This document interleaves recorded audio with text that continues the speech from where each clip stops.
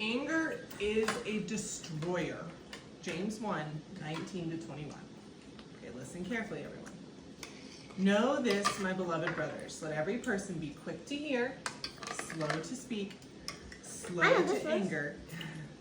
For the anger of man does not produce the righteousness of God. Therefore, put away all filthiness and rampant wickedness, and receive with meekness the implanted word, which is able to save your souls. Who can tell me what anger is?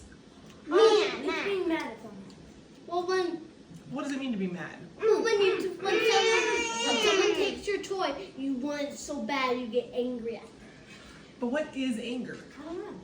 You wanna kill them. I don't know what it is, but I don't know how to You want it back. We know what it feels like, we know what it looks like, but it's hard to explain, isn't it? Yeah. Yeah. Anger is a deep feeling of being upset or hostile towards someone. Usually because we believe they have done us wrong. Have you ever had someone do you wrong and you get angry? Yeah. What do you think it looks like to be quick to hear, slow to speak, and slow to anger? You listen to people say, and you don't talk, and that doesn't make you become angry. Right. Talking is a big element of anger. Yeah. So when a situation happens and we get upset, the first thing we tend to do is speak. Right. Maybe we're yelling at them, maybe we're, how dare you? Why did you do that? Mom, he did this. You speak, right, when you become angry. Maybe we even yell. We've heard that, right?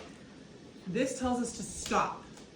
Listen to the other person and be slow to speak. It's easier to be angry if your words in your heart are moving fast. Do you see that?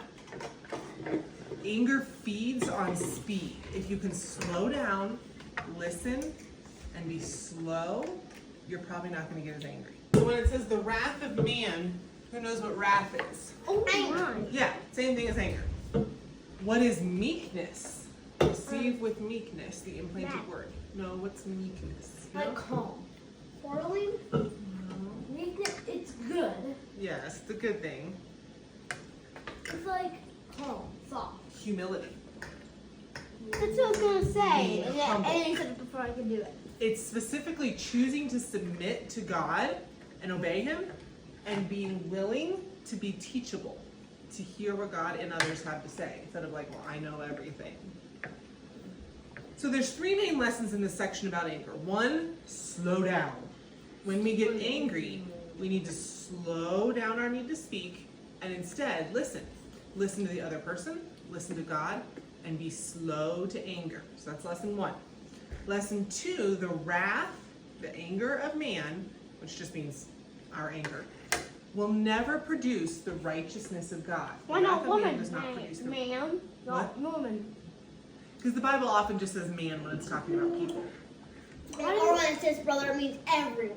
Yeah, it's just how it is. The wrath of man will never produce the righteousness of God. Often we get angry because we want other people to act right, don't we? We get angry because we expect them to share, or we expect them to not hurt us, or we want them to do what's right, so we get angry. This verse says anger is not the answer to that. Anger creates more anger, and it never ends well. So remember that when you're in a fight. Oh wait, the wrath of man won't produce righteousness. Being angry at others will never make them do what's right. That's lesson two. Lesson three tells us, how do we conquer anger? How do you get victory over anger? By praying and reading the Bible. Okay, let's go back and read this really quick. Therefore, Receive with meekness the implanted word. okay, so first, put away all filthiness and wickedness. And second, receive with meekness the implanted word, which is able to How do save you your put souls. away all filthiness? So it's two parts. Put away wickedness and stop doing wicked things. But Stop doing what's how? bad. What is it to addiction? How do you stop that? Well, you go pray to God. It takes a lot of work. A lot of work on your own part, a lot of praying to God, a lot of healing from things in your past if it's a serious addiction. But none of you guys have addictions to worry about. You You just have need to addiction to choose. milk. You guys just you need to choose to be kind. You need to choose to not yell. You need to choose to put others above yourselves. These things that you know to do. Put away wickedness. So stop doing bad things. That's step one. Step two, receive with meekness. That means being willing to be taught by God. The word, what's the word? The Bible. The Bible. Which is what saves our souls. So in other words, stop doing what's wrong and humbly obey what God tells you in the Bible. That's how you conquer anger. Stop doing what's wrong and do what's right. Yeah, and obey the Bible. Humbly. Got it. So we're supposed to obey the word. So what are some things that we see in the Bible that could help us not get angry, that we could obey? Pray. Just pray, read this Bible. verse, James. Okay, but what are things God tells us? Wayne said the first thing I have written down here, love others. Oh, the fruits of the Spirit. Fruits of the Spirit, value others above yourself. Oh, put others above yourself. Have and self-control. Would that help you not get poor angry? above That's you. the fruit of the Spirit. Yeah, but would all these things help you not be angry, be humble? If you were loving others, valuing them, having self-control, and being humble, do you think you'd get angry? No. No. So there's some things that start with. Do you have things in your life you get angry about? Yes. We all do, huh? I After would. hearing all this, do you have any ideas of how you could work on controlling that anger? Pray. First, pray and ask God for guidance, and then slowly start working on it. You have to pray and you have to ask God because the Holy Spirit has to do a work in your heart. But a lot of people will say, well, I just need to pray. And then they don't go and do the hard work themselves. God calls you, yes, to pray. And His Holy Spirit is what gives you the strength to do it. But then you have to go and you have to choose to die to self and actually do the hard thing. How does praying help you if you're doing the right thing? Because the Holy Spirit gives you the strength to actually do it. He even gives you the desire to do it. Without the Holy Spirit, you don't even want to do what's right. The Holy Spirit helps you want to do what's right. He whispers to you. So if you're in the middle of it, He's saying, hey Daisy, you shouldn't get mad right now. Jackson, you should love others. Wayne, you should have self-control. The Holy Spirit doesn't just stop the behavior in your life. He gives you a desire to want to be good. He whispers to you in a still small voice. Stop the shit. Your life would be so nice. But then He expects you to obey. It's not just like if you pray, God's like, phew, all sin gone. No, you have to still work on it. That'll be fun. But you can do it with the help of the Holy Spirit if you can listen to Him. So what about when Wayne will let you look at his bugs? Just say okay. Okay. What's And you can tell him, Wayne, that makes me really sad. That really hurts my heart. But I love you, and I'm gonna not get angry at you. How do you think that would have changed how that went? What about you? Very good. Very good. What about when you get tempted to get angry? Maybe at Wayne, or you don't want to share, You just go, okay. or someone grabs your Lego. Okay. And you can tell him how it makes you feel. That made me feel really hurt. Like, that was mine, but you can have it. But that really hurt my heart. Or like that. But you can't do it in like a, I'm going to give this to you because I'm so good and I'm following Jesus and I'm so sad. You have to genuinely be like, it's okay. You can have it. I love you. I'm doing this for Jesus. You can't like be, oh, woe is me. That doesn't count in your heart. You see the difference there? Yeah. Okay.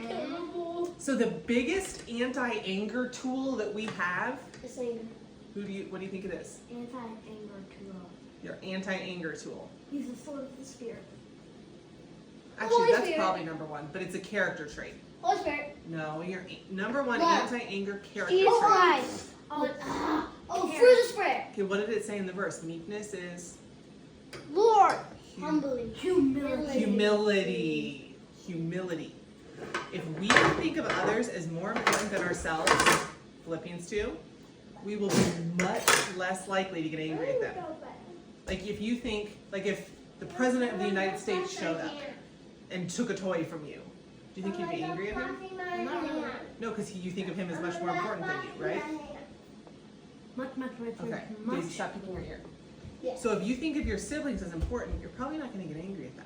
And if Like- everyone thought of each other as important, I know you wouldn't. exactly how we're not going to get angry. Pretend everybody's the President of the United States. But then you wouldn't take the president's toy. You wouldn't get angry at the president. You wouldn't. You see how when you think of other people as elevated, how you treat them changes. We treat people badly because we don't think well of them. Oh, that's interesting. Yeah. The other really helpful tool we have is slow down. If we feel ourselves getting angry, Breathe in. take a deep breath, be willing to not speak. That's really hard to do. It sounds really easy. Just don't say anything. It's really hard to do. Just listen and pray. Ask God, help your heart stay calm. You think you can do that? Yes, that's right. All right. We're done. Yay! Technically, you can't because no one can. You can do it a lot though. Don't use that You as an can excuse. try. No one can You be can try your best. right. No one can be perfect, but don't ever use that as an excuse. Okay. Does that make sense? Yeah. Use that to give yourself grace when you fall, but don't ever use that as an excuse to not try. Does that You make got sense? a hair right here. I have hair right here. I have hair everywhere. I haven't brushed my hair today.